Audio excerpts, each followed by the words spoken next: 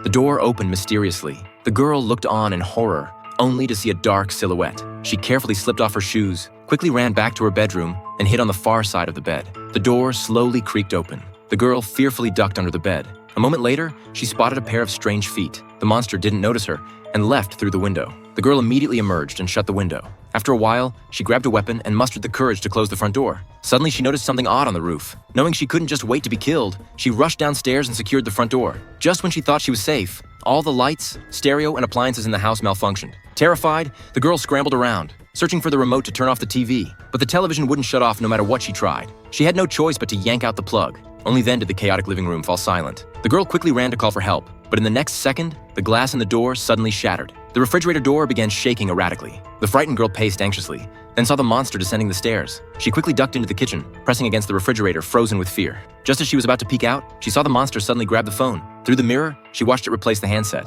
She was too terrified to make even the slightest sound. The next moment, the refrigerator door slammed violently against her. Before she could recover, the monster had silently approached. The girl looked up to see several long, thin fingers slowly gripping the refrigerator door. In desperation, she pushed the door open and fled. But suddenly, the door flew toward her. The girl was knocked to the ground. She could only crawl with difficulty, but the monster controlled her body with its mind. The girl seized a chance to grab a wooden stick and forcefully stabbed it into the monster's head. The monster collapsed to the floor. The girl remained in a shocked daze until dawn. She covered the corpse with a blanket and tried to call for help, but all the electronics in the house were broken. The car wouldn't start either. She had no choice but to ride a bicycle to town. On the way, she discovered overturned vehicles. She arrived at her neighbors' houses only to find them destroyed. Her neighbors stood together in strange poses, gazing up at the sky. Suddenly, the neighbors turned to look at the girl.